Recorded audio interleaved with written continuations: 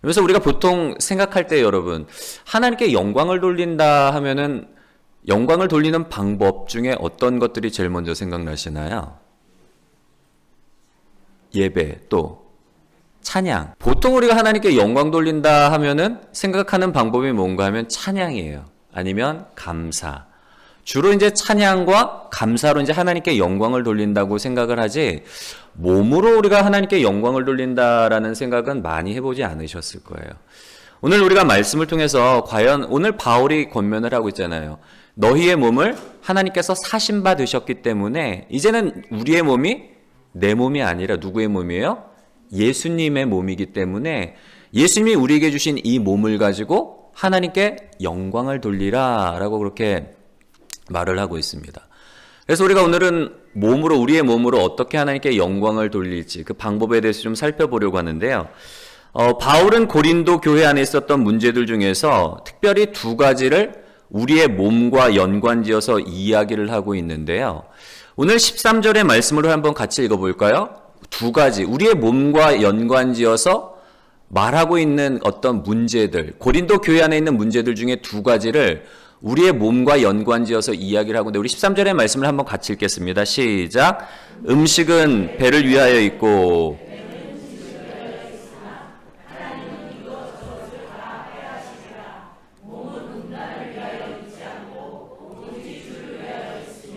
주는 몸을 위하여 계시느니라. 아멘.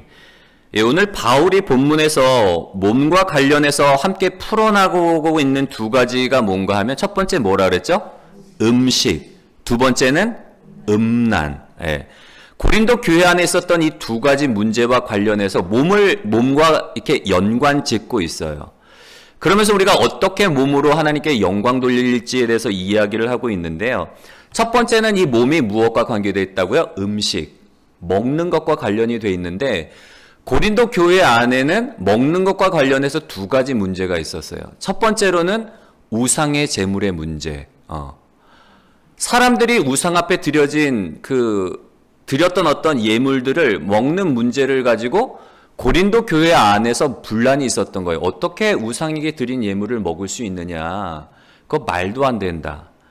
또 어떤 사람들은 세상에 우상이란 없는데, 헛된 다 이건 뭐 조각이고 나무고 우상이라는 건 없는데 이건 그냥 음식일 뿐인데 왜 못 먹냐. 너네가 믿음이 부족한 거지. 그러면서 우상의 제물을 가지고 먹는 문제로 인해서 고린도 교회 안에 논쟁이 있었고요. 먹는 것과 관련해서 두 번째 문제는 고린도전서 11장에 기록되어 있는 것처럼 이제 성만찬의 문제였는데요. 고린도전서 11장 20절부터 22절의 말씀도 우리 한번 읽어볼까요? 시작. 그런즉 너희가 함께 모여서 주의 만찬을 먹을 수 없으니 이는 먹을 때에 각각 자기의 만찬을 갖다 먹으므로 어떤 사람은 시장하고 어떤 사람은 취함이라. 너희가 먹고 마실 집이 없느냐? 너희가 하나님의 교회를 업신여기느냐? 빈궁한 자들을 부끄럽게 하느냐? 내가 너희에게 무슨 말을 하랴? 너희를 칭찬하랴? 이것으로 너희를 칭찬하지 않노라.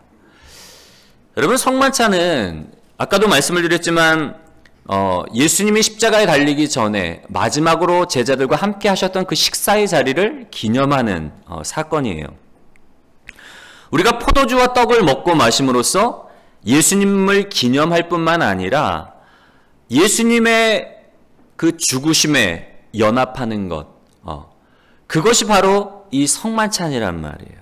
근데 당시의 성만찬은 성도들이 음식을 가져와서 함께 나누어 먹는 형식으로 이렇게 진행이 되다 보니까 부자들은 자기의 음식을 가지고 와서 배불리 먹고 취하고 그러는 일들이 발생을 하는 거예요. 나누는 게 아니라 자기가 가지고 온 것을 그냥 자기만 먹다 보니까 부자들은 배가 부르고 가지고 온 술을 먹고 취하게 되는데, 정작 가난한 사람들은 성만찬에 참여하지 못하는 거예요. 그냥 구경만 하는 거죠. 여러분, 부자들은 십자가의 사랑을 잊어버린 채 헛된 신앙적인 만족과 그리고 자기 도취에 빠져 있었던 모습을 볼 수가 있는데요. 고린도 교회에서 일어난 이러한 현상은 교회의 본질과 그리고 성찬의 본질을 왜곡시키는 그런 일이었던 것입니다. 그래서 바울은 그들에게 먹고 마실 집이 없어서 형제와 하나님의 교회를 업신여기느냐라고 그렇게 책망하고 있는데요. 여러분, 제가 이제 최근에 읽었던 책 중에 저도 이제 몰랐던 사실을 깨달은 게 뭔가 하면, 고린도 교회와 예루살렘 교회의 차이점에 대해서 이제 저도 책을 보면서 뒤늦게 깨달은 사실이 한 가지 있어요. 우리가 이제 초대교회 하면은 그 사도행전에 나오는 초대교회 하면 예루살렘 교회를 의미해요. 사도행전에 보면은 오순절 마가의 다락방에 성령이 임하심으로 말미암아 세워졌던 교회의 모습. 여러분, 가장 이상적인, 우리가 추구하는 가장 이상적인 교회의 모습은 어떻죠? 성도가 서로 모여서 모이기에 힘쓰고 예배하고 떡과 포도주를 서로 나누며 그리고 자기의 물건을 팔아서 서로의 필요를 채워주는 이런 모습들이 초대교회의 모습이었단 말이에요. 그런데 이 초대교회의 가장 이상적이라고 생각하는 이 초대교회의 멤버들은 누구였을까요, 여러분? 유대인. 누구요? 유대인들이었어요. 여러분, 유대인들은 어려서부터 뭘 배우고 자랐을까요? 율법. 하나님의 법을 어려서부터 이 사람들은 하나님의 법에 대해서, 율법에 대해서 배우면서 자란 사람들이에요. 그 율법이 몸에 밴 사람들인 거예요. 그러다 보니까 정말 은혜를 받았을 때 어때요? 하나님의 말씀을 따라 사는 삶이 무언지를 아는 거예요. 고아나 과부나 나그네를 대접하고 이런 어떤 하나님의 법이 이 사람들 속에 새겨져 있었기 때문에 성령이 임해서 진짜 은혜를 받았을 때에 그런 이상적인 삶을 살 수가 있었다는 거예요. 반면에 여러분, 고린도 교회는 어떤 교회였을까요? 구성원들이 누구였을까요? 이방인.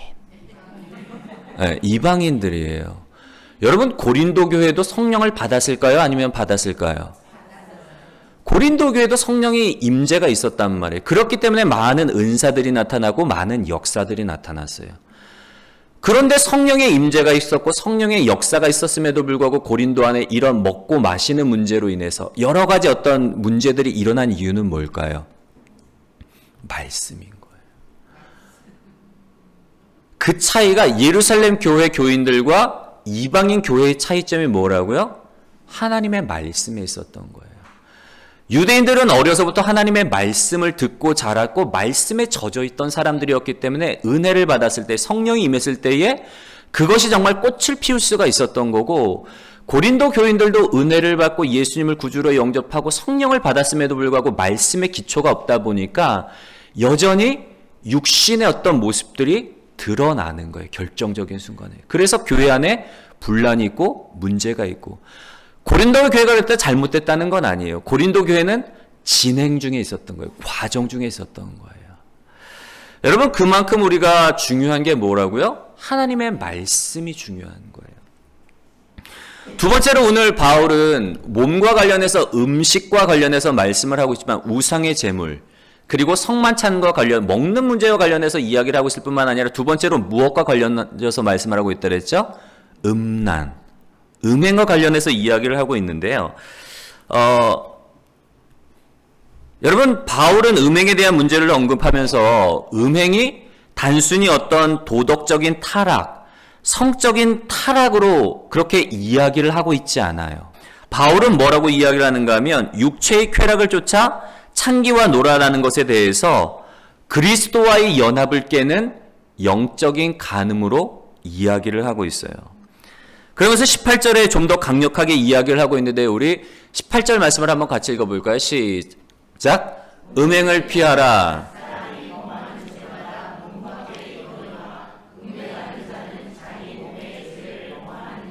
아멘. 예. 음행을 피하라. 사람이 범하는 죄마다 몸 밖에 있거니와. 음행은 어디에 내가 죄를 짓는 거라고요? 자기 몸에 죄를 범하는 거래요. 여러분, 그렇다면 오늘 바울이 우리 몸과 관련해서 특별히 음식과 음행의 문제를 다루고 있는 그 이유가 뭔가 하면, 오늘 본문 우리가 제목처럼 우리의 몸으로 뭐 해야 되기 때문에? 하나님께 영광을 돌리는 삶을 살아야 하기 때문에 이 두 가지를 풀어나가고 있는 거예요. 우리가 먹는 문제, 간음의 문제를 범한다는 건 뭔가 하면 어느새 몸이 나의 우상이 되어 있다는 걸 의미하는 거예요. 내 몸으로 하나님께 영광을 돌려야 되는데 의의 지체가 아닌 이 몸뚱아리가, 이 육체가 나의 우상이 돼버린 거예요. 여러분, 먹고 마시는 문제에 집착하고 탐닉하는 이유가 뭘까요? 무엇을 위해서? 저를 따라서 한번 해볼까요? 육체의 만족을 위해서. 네. 여러분, 간음의 문제는 뭘까요? 성적인 문제. 뭘 위해서 성적인 간음을 저질러요? 저를 따라서 한번 고백해 볼까요? 고백이 아니라 저를 따라서 한번 말씀해 보겠습니다. 육체의 쾌락을 위해서. 네. 먹는 문제는 뭐를 위해서요? 육체의 만족을 위해서이고, 성적인 문제는 뭐예요? 육체의 쾌락을 위해서요. 뭘 위해서요? 육체에, 내 육체. 하나님을 생각하고 하나님의 영광이 아닌 내 육체의 만족과 내 육체의 쾌락을 위해서 먹고 마시는 문제에 탐닉하고 성적인 일에 빠져드는 거예요. 육체가 우상이 되어버린 거예요.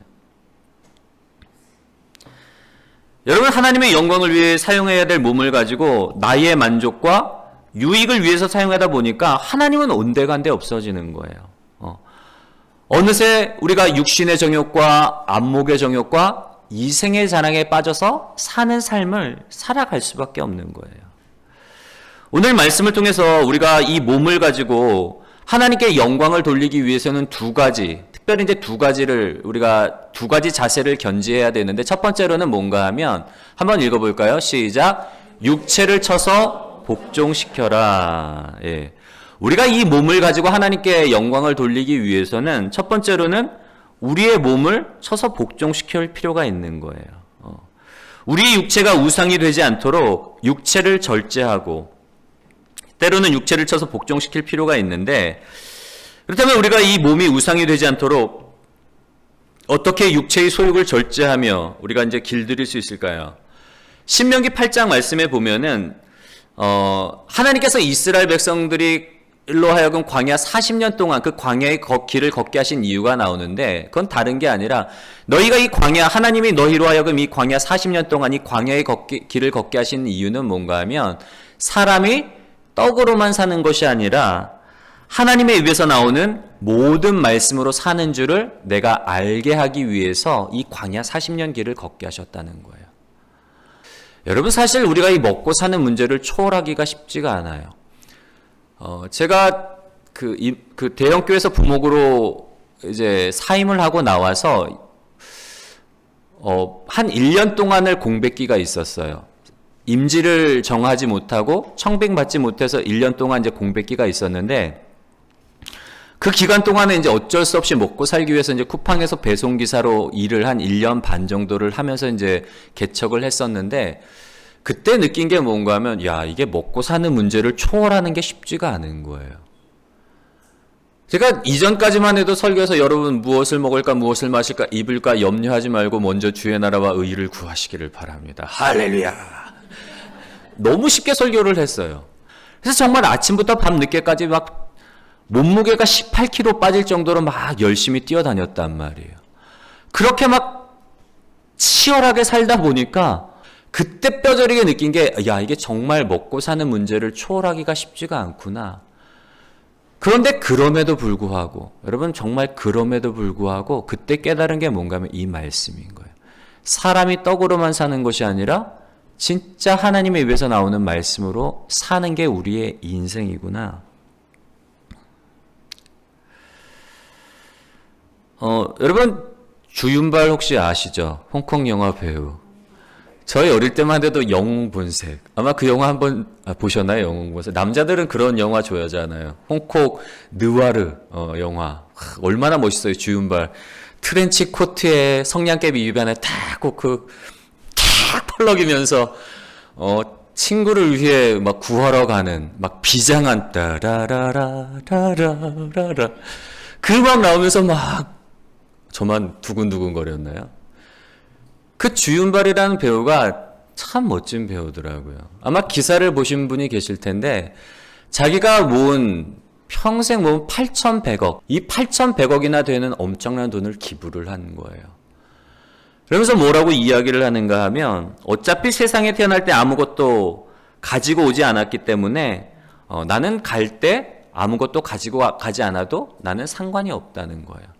나한테는 지금 그냥 매일매일의 삶 가운데 나한테는 밥 2그릇이면 충분하다라고 그렇게 이야기를 해요. 그래서 되게 멋진 게 되게 웃기게 이야기를 해요. 밥 2그릇이면 족하다 그러면서, 왜냐하면 아침은 내가 안 먹고, 그리고 최근에는 당뇨가 걸려서 최근에는 그래서 밥 한 공기면 충분하다고. 근데 웃으면서 이제 그렇게 이야기를 하더라고요. 여러분, 주윤발 이 배우가 저는 신앙인은 아닌 것 같아요. 그럼에도 불구하고 이 사람이 정말 멋진 사람으로 제가 생각하는 이유는 뭐예요? 먹는 것에 매이지 않는 거예요. 어떻게 보면 그걸 초월했단 말이에요. 여러분, 믿지 않는 사람도 먹는 문제에 매이지 않을 때 참 멋지게 우리가 생각이 돼요. 근데 우리 그리스도인들은 그거보다 더 한 발 더 나가야 된단 말이에요. 그 문제를 초월해서 어디까지 가야 된다고요? 사람이 떡으로만 사는 게 아니라 무엇으로 사는 사람이라고요? 말씀으로 사는 줄을 우리가 알아야 되는 거예요. 개인적으로 이제 지난주에 저희 가정 가운데 좀 큰 문제가 있었어요. 굉장히 제가 그 문제로 인해서 막 잠도 설칠 정도로, 그 문제로 인해서 밤마다 이제 하나님 앞에 나아가서 이제 울부짖는 거예요. 하나님, 어떻게 하면 좋습니까? 이 문제를 어떻게 해결하면 좋을까요? 막 밤 거의 한 2시까지 기도를 하는 거예요. 그러면 이제 그렇게 부르짖을 때 하나님이 참 감사한 건 말씀을 주세요. 위로의 말씀을 주시는 거예요. 제가 한 구절을 읽어드릴게요. 주셨던 많은 말씀들 중에 제가 지금도 붙잡고 있는 말씀이 있는데, 시편 73편 말씀을 보면은 제가 읽어드릴게요. 25절의 말씀인데요. 25절부터 28절의 말씀인데, 하늘에서는 주 외에 누가 내게 있으리요? 땅에서는 주밖에 내가 사모할 이 없나이다. 내 육체와 마음은 쇠약하나 하나님은 내 마음의 반석이시오 영원한 분깃이라. 하나님께 가까이 함이 내게 복이라. 내가 주 여호와를 나의 피난처로 삼아 주의 모든 행적을 전파하리이다. 문제가 해결되지 않았단 말이에요. 근데 그 문제를 가지고 씨름하고 있을 때에 하나님이 이 말씀을, 성경을 펼칠 때 이 말씀을 제게 주시고 이 말씀을 읽는 순간 어때요? 제 마음이 평안을 얻는 거예요. 제가 이번 한 주간 절실히 깨달은 게 뭔가 하면, 다시 한번 절실히 깨닫는 게 이거예요. 사람이 떡으로만 사는 게 아니라 우리가 살다 보면은 여러 가지 문제와 환난을 만나게 돼 있어요. 근데 그 문제를 만나니까 여러분, 제가 밥맛이 있을까요? 없을까요? 저녁을 못 먹겠더라고요. 음식이 안 들어와요. 그 문제로 인해서 밥맛이 없는 거예요. 먹고 싶은 생각이 안 나는 거예요. 저녁 안 먹고 그냥 기도의 자리에 나와갖고 하나님 앞에 부르짖는 거. 하나님, 어떻게 하면 좋아요? 하나님, 이 문제 어떻게 하면 좋아요? 난 해결할 힘도 없고 방법도 없는데 어떻게 하면 좋습니까? 부르짖을 때 하나님이 말씀을 주시니까, 이 말씀이 들어오니까 문제는 해결되지 않았는데 마음의 평안이 찾아오더라고요. 이 말씀 붙잡고 버티는 거예요. 그리고 하나님이 또 그렇게 되도록 내가 일하겠다, 두려워하지 마라, 그렇게 돼가고 있어요. 다음 주에는 제가 간증할 수 있을 줄로 믿습니다. 여러분, 육체가 우리의 우상이 되지 않도록 하기 위해서는 뭐가 필요해요? 하나님의 말씀이 우리 안에 들어와야 되는 거예요. 먹고 사는 문제에 빠지고 탐닉하는 게 아니라, 육체의 만족을 위해서, 육체의 쾌락을 위해서 살아가는 게 아니라, 우리가 하나님을 위해서 살아가기 위해서 뭐가 필요해요? 하나님의 말씀을 먹어야 되는 거예요, 여러분. 날마다 하나님의 말씀을 먹고 마심으로 인해서 정말 여러분의 육체를 하나님이 기뻐하시는 의의 지체로 드릴 수 있는 복된 저와 여러분들이 되시기를 주님의 이름으로 간절히 소원합니다. 두 번째는, 우리가 몸과 관련해서 우리의 육체를 의의, 정말 어떤 우리의 몸을 가지고 영광을 돌리기 위해서는 우리가 취해야 될 자세는 뭔가 하면, 우리 같이 읽어볼까요? 시작. 누리며 옷 입어라. 여러분, 우리가 육체를 쳐서 복종시킨다라고 하면은 뭐가 생각이 나죠? 금욕주의가 언뜻 생각이 나요. 금하는 것, 절제하는 것. 그렇다고 해서 우리가 육체가 악한 것은 결코 아니에요. 오해하면 안 돼요.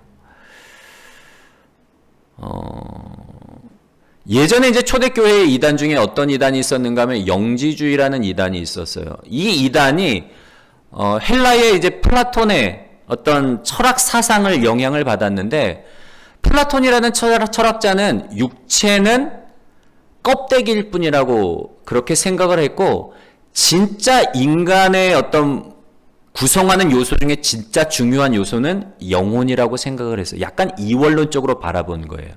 우리의 육체는 물질, 껍데기에 불과하고 진짜 인간을 이루고 있는 본질적인 요소는 뭐라고요? 영혼이라는 거예요. 그 사상을 영향을 받아서, 그 철학 사상의 영향을 받아서 생겨난 이단이 바로 이 영지주의인데, 영지주의자들은 어떤 생각을 가지고 있었는가 하면 신의 피조물인 영혼이 악마의 창조물인 물질, 우리 육체에 갇혀 있다라고 생각을 했던 거예요. 영지주의자들은. 우리의 영혼이 무엇 안에 갇혀 있다고요? 이 육체라는 감옥 안에 우리의 영혼이 갇혀 있다라는 거예요. 그래서 이 영지주의자들의 목표는 뭔가 하면 이 몸으로부터 영혼이 벗어나는 게 궁극적인 구원인 거예요. 그 구원을 받기 위해서는 뭐가 필요한가 하면 영적인 지식, 특별한 어떤 신비적인 지식을 가질 때에 비로소 우리의 영혼이 이 육체의 구속으로부터 벗어날 수 있다는 거예요. 그러다 보니까 이 사람들은 뭘 부정을 할까요? 몸의 부활을 부정을 하는 거예요. 야, 부활하신 예수님이 육체로부터 자유케 되는데 왜 예수님이 다시금 우리와 같은 몸을 입느냐? 그건 말이 안 된다. 몸은 우리가 벗어나야 될 대상이고 탈출해야 될 대상인데 왜 부활하신 예수님이 다시금 우리와 같은 육체를 입느냐? 그거 말이 안 된다. 그래, 부활하신 몸의 부활을 이 사람들은 믿지 않아요. 그래서 이단이 되는 거예요. 그러다 보니까 이 영지주의에 입각한 사람들은 몸에 대해서 악한 것, 쓸모없는 것으로 하다 보니까 플라톤의 이원론에 입각한 사람들이 나온 게 뭔가 하면 두 가지 이제 극단적인 사상이 나오는데요. 금욕주의와 쾌락주의가 바로 여기서 나오는 거예요. 우리의 몸은 뭐 진짜가 아니기 때문에, 가짜이기 때문에 쓸모가 없기 때문에 뭐 마음껏 누려도 돼. 그리고 반대의 급부로 이것을 막 절제시키고 쳐서 복종시키는 금욕주의가 나왔는데요. 여러분, 우리의 육체를 쳐서 복종시킨다는 게 꼭 우리가 육체가 악하다는 것을 의미하는 건 아니에요. 하나님이 이 몸을 누가 주신 거예요? 하나님이 주셨단 말이에요. 우리 말씀 읽어볼까요?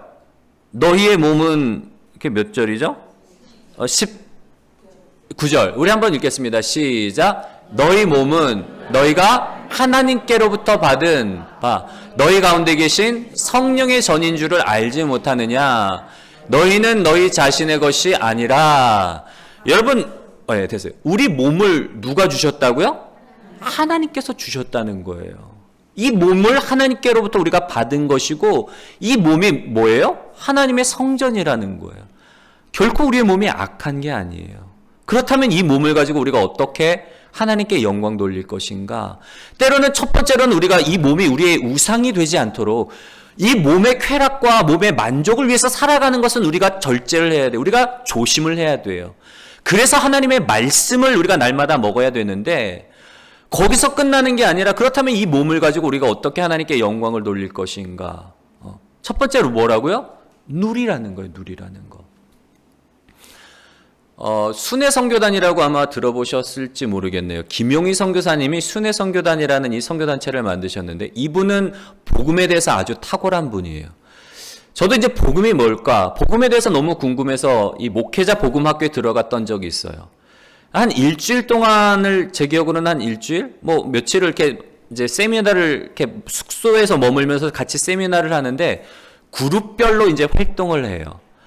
근데 그룹 리더가 있는데, 그룹 리더는 이미 이제 스텝인 거죠. 이 순회 선교단의 스텝인데, 이 사람들은 순회 선교단 그 복음 학교를 통해서 은혜 받은 분들이 삶을 헌신하는 분들이에요. 근데 이제 우리 그룹 리더와 이제 강의가 끝나고 점심을 먹으러 이제 단체로 이동을 하고 식사를 했어요. 조별로 식사를 하고 이제 식기를 반납을 하잖아요. 이제 식기를 반납하면서 그날 점심 때 이제 그 메뉴 중에 샐러드가 나왔는데 제가 먹어본 샐러드 중에 5손가락 안에 들 정도로 그 샐러드 소스가 너무 맛있더라고요. 제가 그래서 식기를 반납을 하면서 그 주방 안에서 요리하는 우리 집사님 권사님들, 헌신된 그 집사님 권사님들한테 여쭤봤어요. 제가 오늘 이 샐러드 먹었는데 너무 맛있다. 제가 먹어본 샐러드 중에 이렇게 정말 손에 꼽을 정도로 맛있는데 소스를 도대체 뭘로 만드셨어요? 궁금해서, 정말 궁금해서 물어봤거든요. 그때 우리 그룹 리더가 제 뒤에 있었는데 저한테 핀잔을 주더라고요. 형제는 아직 자아가 죽지 않아서 쓸데없는 거에 관심을 갖는다고. 그 말을 듣는데 제가 열이 받을까요? 아니면 받을까요? 많이 받더라고요. 여러분, 왜냐하면 저는 이미 성령 안에서의 자유함을 누리고 있었던 사람이에요.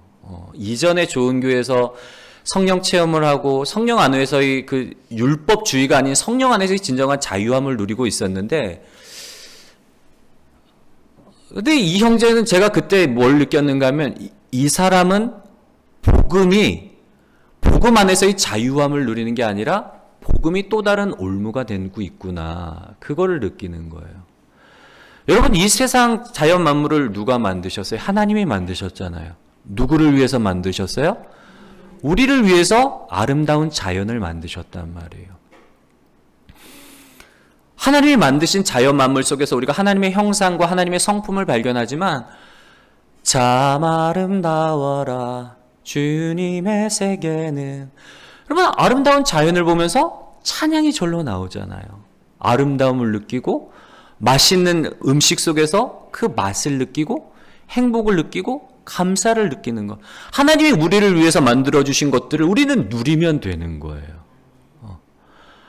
내가 주를 위해서 살겠다고 막 절제하고 음식도 맨날 막 잡곡빵만 먹어가면서 막 거친 빵만 먹으면서 그렇게 살아가는 게 하나님이 기뻐하시지 않는단 말이에요. 하나님이 기뻐하시는 건 뭐예요? 하나님이 그리스도 예수 아들을 내어주신 이가 어찌 아들과 함께 모든 것을 너희에게 주시지 않겠느냐. 예수 그리스도 안에서 우리에게 모든 것을 주셨단 말이에요.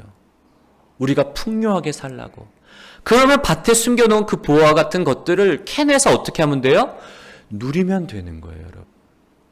누리는 삶이 하나님께 영광 돌리는 삶이고, 두 번째로 뭐 있었죠? 누리고 또 뭐 하라고? 옷 입으라고.